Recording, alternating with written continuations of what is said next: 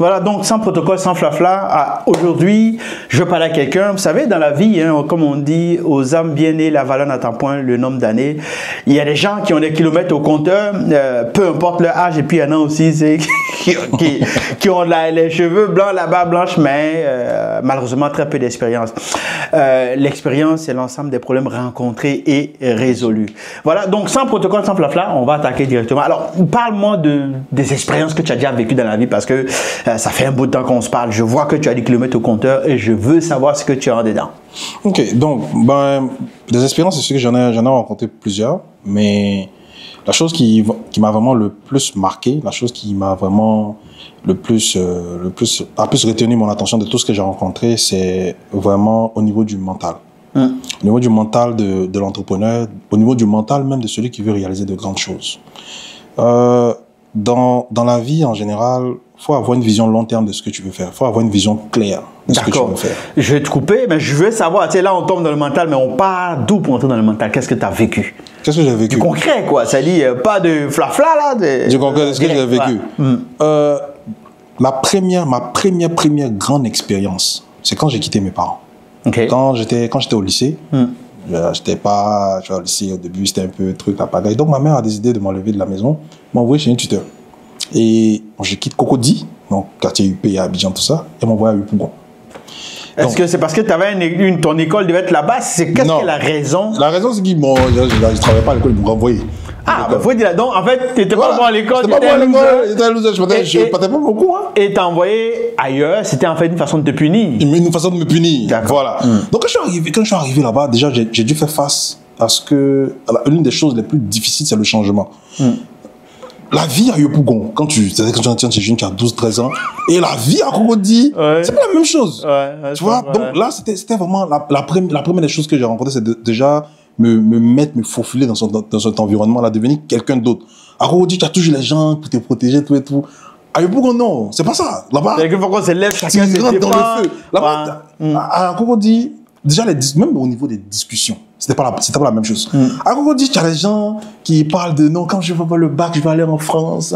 Non, au Pougon, c'est le prochain boulot de la semaine prochaine. Vous avez 12-13 ans, moi je me rappelle, c'est à Pougon que j'ai commencé à faire les petits boulots. C'est-à-dire, mon premier boulot, c'était je partais déposer les pains sur les dames. On nous payait 250 francs par jour. Ouais, mais là, tu étais en business, tu apprenais déjà. Exactement, en fait, c'est là que j'ai compris au fait que quand tu arrives quelque part, tu dois trouver des alliés qui vont te permettre d'avoir de l'argent. Moi, je savais même pas que ce business existait. À Cocody, moi, je vais le matin, je vais chez la dame qui vend le pain. Je sais même pas où le pain quitte. Tu vois, il y a du pain. Quand tu arrives à excuse-moi, là, c'est comme, tu sais, nos enfants, c'est comme au Canada, tu lui dis, mais où est-ce qu'on trouve le lait? Il va te dire, au IGA. Oui, d'accord, mais le lait part d'où? Au IGA, parce qu'en fait, il a toujours le lait. Il ne sait pas que le lait vient d'une vache, en fait. Exactement. Ouais, donc, tu peux continuer avec ton... Exactement. Donc, quand je suis arrivé, quand j'étais arrivé dans le quartier, mon tuteur, lui, comme on lui a expliqué l'histoire, lui, il est fâché, donc il me met en mode punition. Ouais, donc déjà, d'abord, la vieille t'envoie à Yopougon. Tu te punis? Me punit. Le tuteur qui te sort, c'est quoi? C'est qui ton oncle? C'est un tuteur, c'était un ami à ma maman. D'accord. Donc, lui aussi, il a l'information, donc il a mode punition. On va lui mettre à fond. Donc, déjà, première la chose qui coupe, le déjeuner le matin. À Cocody, tu arrives le matin, tu vas acheter ton pain. Donc, le matin, moi, je suis habitué à manger le matin. Le matin, je veux rien. Mais il n'y a pas le riz couché? Où tu vas voir il n'y a pas les restes de riz. Le matin, tu as faim. Il n'y a pas les restes de riz. Donc, c'est-à-dire, là, je me suis rendu compte que je dois trouver un truc. Donc, le matin, c'était ma première fois d'aller à l'école. Le matin, je ne mange pas. Moi, je n'ai pas connu ça. C'est un choc, là. C'est un choc. Tu n'es pas concentré, là. Non, en fait, tu es fâché, tu es énervé. Mais, le truc, c'est quand tu arrives à l'école, tu te rends compte que tu n'es pas le seul. Ici, mais c'est normal. En fait, là-bas, quand tu dis que tu as déjeuné le matin, c'est comme, c'est qui ce gars-là? Ils sont en mode, tu sors d'où? Et là, j'ai commencé à marcher avec des personnes, tout et tout. J'ai connu déjà l'importance de l'entourage. Je peux dire, j'ai eu la chance de ne pas tomber dans un mauvais groupe, mais il y a aussi l'éducation. Parce que les parents, initial, il y a ce que les parents te disent de ce que tu trouves normal ou anormal, tout et tout. J'ai commencé à marcher avec les gens, tout et tout. La première des choses que j'ai compris, c'est vraiment l'importance des alliés, d'avoir des gens dans ton entourage qui ont un mental fort, qui vont te pousser, qui vont t'encourager. Moi, faut être dans le bon cercle, en fait. Exactement, il faut être dans le bon cercle. Quand j'ai eu le premier boulot pour aller partager le pain, on devait se lever à 4 heures parce qu'on devait déposer le pain à 5 heures parce que la dame va à 6 heures. C'est ça, pour que c'est son sens, là, en fait. À 12 ans, à 4 heures, pour aller voir quel argent? Mais qu'est-ce qui t'a amené? Je suis curieux de savoir, hein, ça dit oui, tu vas à Yopougon, il y a le choc. Mais tu sais, du choc à, pas le petit déjeuner, à je vais vendre du pain, c'est quoi le petit gap? Le petit gap, c'est un ami qui est mon voisin de classe. Dans le voisin de classe, tu vois, il s'appelait Belem. Donc, Belem, il me dit que lui, les matins, parce que lui, il avait toujours le pain là. Le matin, la dame lui donnait. Ah, il avait son pain pour le petit déjeuner. Donc, tu sais, c'est quoi son secret pour avoir des fois à déjeuner? Belem n'a pas l'argent. Dans un environnement où déjeuner est un problème. Tu vois, donc Belem n'a pas l'argent. Ouais. Moi, je sais qu'il n'a pas l'argent. Comment? Non, mais Belem, toi, comment tu fais les matins, toi, tu les pains que tu vois même, tu me donnes. Il partage le pain, tout ça là. Tu vois? Belem me dit non, que lui, les matins là. Lui, avant de venir, lui, ça va déposer les pains. Il paye 250 par jour. Donc, les matins, il va livrer le pain, il dépose. Et il y a une deuxième dame, parce que quand il finit vers les 6h30, là, il y a une deuxième dame là, où il dépose le pain là. Elle a l'habitude de lui donner le pain là, avec condiment. Oh boy. Donc là, c'est ça, c'est cadeau. Donc, il me dit, mais Belem, maman dans le truc. Il me dit, mais on s'est levé tôt, hein. Il dit, on s'est levé tôt. Donc, il dit, bon, ok, je vais essayer. Mais le premier soir, déjà, tu dors, tu te lèves à 4 heures. Déjà, chez les gens, à 4 heures, il faut justifier comment tu as sorti à 4 heures. À 4 heures déjà. Donc, il fumait. Donc, les matins, qu'est-ce que j'ai fait? Il fumait d'une île avant, c'était 1000 francs. Ouais. Mais si tu vas à 4 heures à la boutique, le gars, quand tu viens acheter, il pense que tu vas revendre. Il te vendait ça à 800.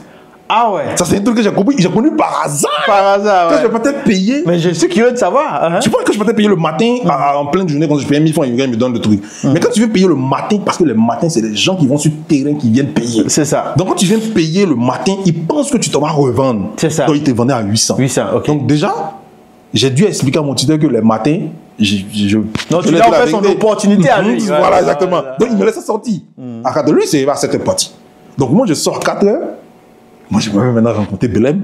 On se va livrer sur son vélo. Mais comment tu expliques à ton tuteur que tu es là à 4 heures, c'est pas pour acheter ça du Nil? C'est pas pour acheter ça du Nil. Non, le truc, c'est quoi? Il sait pas où je vais acheter. Il sait pas si c'est pas. Mais attends, est-ce qu'il te donne l'argent, genre, achète-moi du Nil, puis tu dis non, je vais à la 4 heures. Il me donnait l'argent. Le truc, c'est quoi? Il me donnait l'argent et il voyait ça. Il prenait ça à 7 heures pour partir. D'accord. Donc, avant, il avait l'habitude de voir ça à 7 heures. Donc, qu'est-ce que je faisais? Je lui ai dit qu'il me donne l'argent à la veille pour que j'aille acheter le matin tôt. Voilà, pour qu'il comprenne pourquoi est-ce que tu peux sortir. Exactement, en fait. Donc, il me donnait ça à la veille. Quand il vient le soir, il me donne. Et le soir, je viens, je dépose 200.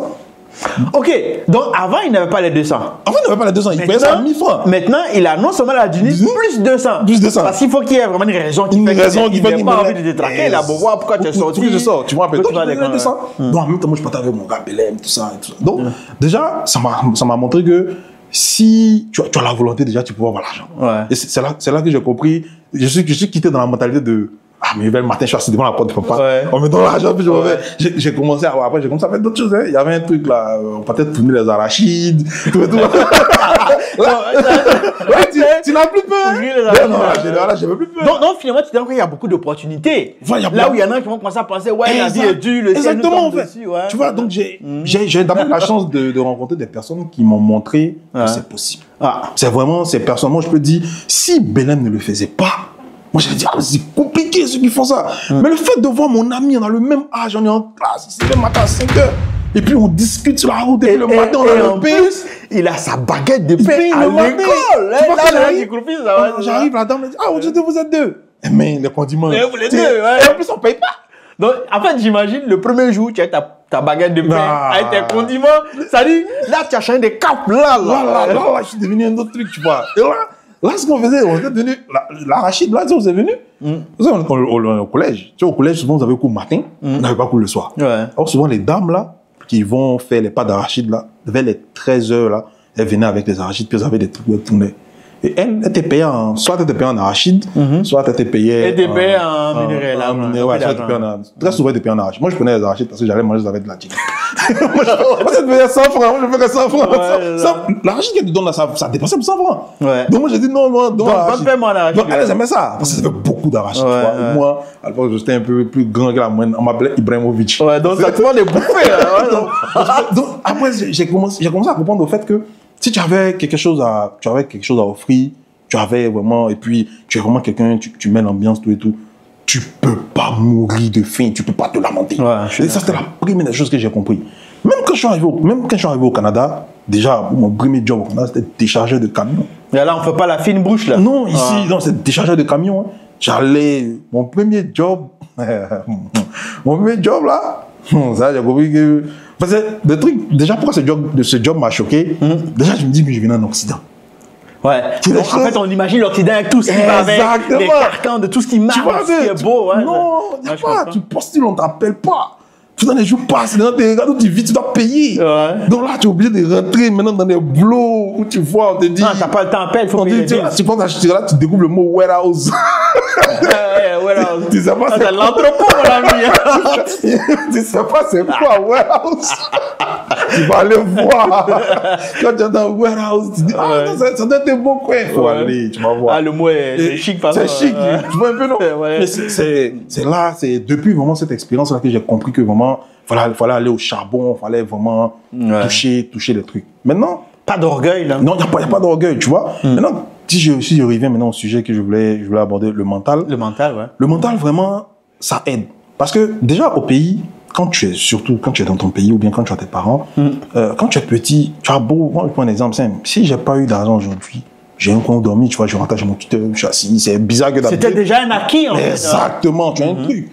Mais à l'extérieur, tu vois, ici, comme ça, tu n'as pas de parents. Moi, je prends un exemple. Moi, je suis le seul enfant de mes parents qui est sorti pour aller à l'étranger.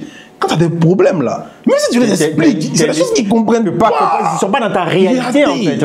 Tu vois, souvent même, tu as envie de te parler, ils vont dire que tu te plains, que tu te lamentes. Tu te plains trop. Ils ne connaissent pas la réalité, en fait. Tu es de l'autre côté, donc souvent, tu gardes. Mais le mental va te permettre de déjà avoir une vision long terme de ce que tu veux faire. Ça va te dire, je suis venu ici, voici ce que j'ai décidé d'accomplir dans 5 ans. Et tu vois, tu mets des étapes au milieu et tu vois les choses à avancer. Quand tu vois les choses de ton projet, parce que ton projet puis ta vie personnelle, vraiment, c'est différent. Tu as ta vie personnelle et tu as ton projet. Ouais, tu dois te battre pour donner vie à ton projet, pour l'amener à destination. Ton projet peut nécessiter beaucoup de choses. Il y a beaucoup de choses que tu veux réaliser dans ton projet, mais tu n'as pas les compétences, je vais dire, psychiques ou intellectuelles pour le faire. Et il y a des choses que tu vas, au fur et à mesure que tu vas avancer. Moi, je prends des exemples simples.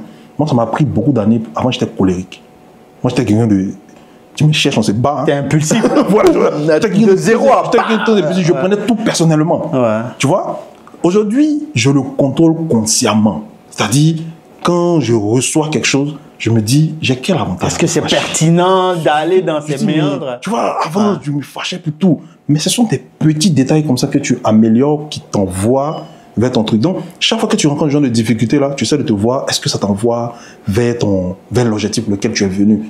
Et ce truc-là, ça permet vraiment de pouvoir déjà te recentrer sur l'essentiel. Hein? De pouvoir développer ton mental, surtout parce que c'est ton mental qui va faire que tu vas continuer. Moi, je connais beaucoup de personnes qui avaient de grands rêves au début qui se sont résignées.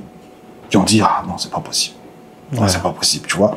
Donc, avoir l'objectif de fin et puis le découper en plusieurs étapes. Ça, c'est la partie la plus difficile. Le fait de le découper en plusieurs étapes, là, je l'ai compris quand je suis tombé sur une vidéo d'un gars là, qui disait, Nouchi, qui disait, si tu n'as pas les moyens de tes projets, commence par le projet de tes moyens. Cette phrase-là, ça m'a... Le projet que tes moyens peuvent réaliser. C'est cette phrase-là qui a fait que j'ai commencé à vendre les poulets. Ok. Tu vois? Parce qu'on n'a pas l'argent d'acheter faible, mais on voulait vendre poulet. C'est ça. Donc on dit, on va revendre poulet des gens en petits morceaux. Ah, on avait les moyens de ça, parce que là, il fallait juste... Si le gars, il a la confiance, au début, on payait.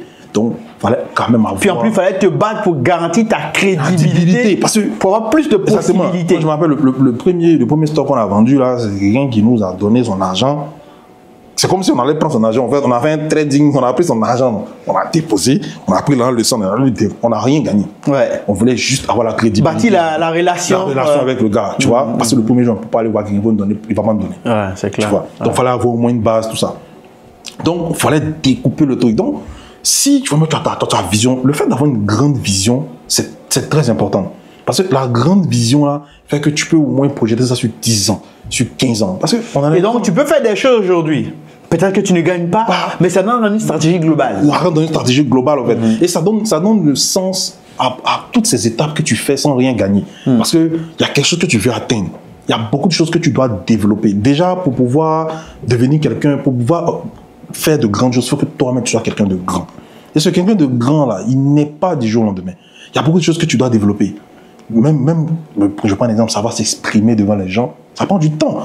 Ça prend du temps. Souvent, on se compare aux gens. Tu vois un youtubeur, tu vois, tu dis, ah, le gars, il a une aisance. Tu as vu ses premières vidéos? Le gars, il a commencé depuis longtemps. Tu as vu ses premières vidéos? Il bégayait. Souvent même, c'est la 4e chaîne YouTube. Ils ont fait des chaînes qui ont flop, ils ont compris le truc. Ouais. Tu vois un peu? Mais derrière, quand il échouait, pourquoi est-ce qu'il n'a pas abandonné? Parce qu'il avait une idée claire de ce qu'il voulait devenir. Tu sais, il va dire, YouTube, c'est pas pour moi. Tu vois un peu? Donc, vraiment, au niveau du mental, si tu veux vraiment garder ton mental, il faut te trouver un truc que tu veux faire. Moi, j'ai un truc que mon tuteur me disait toujours. Il dit, tout le monde n'est pas obligé de devenir entrepreneur. Il y a des gens qui sont devenus chercheurs, qui sont devenus de grands chercheurs qui ont vécu leur vie. Il y a des gens qui sont devenus professeurs. Aujourd'hui, qui ont enseigné des choses aussi. C'est pas à cause des entrepreneurs forcément qu'on a ça. Hein. Il y a des gens qui ont dormi dans le laboratoire qui n'étaient pas propriétaires de Samsung, par exemple. Tu vois un peu. Donc, qui ont reçu la vie. Ils ont vraiment fait des choses qui ont changé. C'est dans ça qu'il excelle de pouvoir traduire qu'une autre personne. Trouve-toi ce que tu veux faire. Si tu connais ta route, il n'y a pas de vent favorable à celui qui ne sait pas où il va. D'accord. Et Joe, en bloc. Parle à un gars. Une personne quelque part qui attend juste ce que tu vas dire, puis that's it. S'il y a vraiment quelque chose que tu dois toujours te rappeler, c'est de vraiment trouver le pourquoi est-ce que tu es né. Sur Terre, on a tous quelque chose à apporter à la société. Tu définis déjà ce que toi tu veux apporter à la société. Ce que tu vas apporter, si ce n'est pas la société, ce que tu vas apporter à ta famille. Tu définis ce truc-là. Et en cherchant comment est-ce que tu vas faire pour réaliser, tu vas trouver les moyens d'y arriver. C'est comme ça, c'est-à-dire la vie récompense ceux qui font des choses. C'est voilà, ça récompense ceux qui font des choses. Tu trouves ce que tu veux faire. Ce que tu veux faire, tu n'es pas obligé de trouver en 2 semaines, 3 semaines. Ça peut te prendre des années, ça peut te prendre des mois. Mais quand tu trouves cette chose-là, tu vas trouver les moyens d'y aller. Toujours se poser la question de comment. À chaque comment, tu vas trouver une solution. Tu vas mettre 1 pas, 2 pas, 3 pas. Même pour compter, pour arriver à 1000, on commence à 0. En fait, moi, j'ai envie tout simplement de dire, le plus important, c'est de ne pas arrêter. Puis, il faut avoir des problèmes. Si tu as des problèmes, tu es obligé de te réinventer pour régler ton problème. Exactement. Ton problème. La vie est une succession de problèmes résolus. Puis, c'était égal. Moi, j'ai rien d'autre à dire. On bloque ça. Et puis, on se revoit la prochaine fois parce que je pense que tu as beaucoup de choses à dire. Parce que les kilomètres te comptent, tu as parlé de poulet, tout ça. Non, tu as été en Chine aussi, là. Ouais, j'ai fait les études là-bas. Tu parles chinois? Ouais, j'ai fait 2 ans de cours. Avant, le truc en Chine, qu'est-ce qui s'est passé? Comment j'ai parlé chinois là? C'est par hasard. À la base, je parlais de business. Hein. Ok. Et quand je suis arrivé, je suis tombé dans la chambre d'un de mes gars qui s'appelle Suleiman Sidibé. Big up à lui, il regarde la vidéo. Sidibé m'a dit que si on parle chinois, on doit faire le HSK 4 en abousse. Oui, ça, j'ai entendu parler de ça. En parlant, le HSK 4, tu as la bousse. Ouais, j'ai une application où tu pouvais apprendre. Il a dit, on a fait HSK il y a 1 an.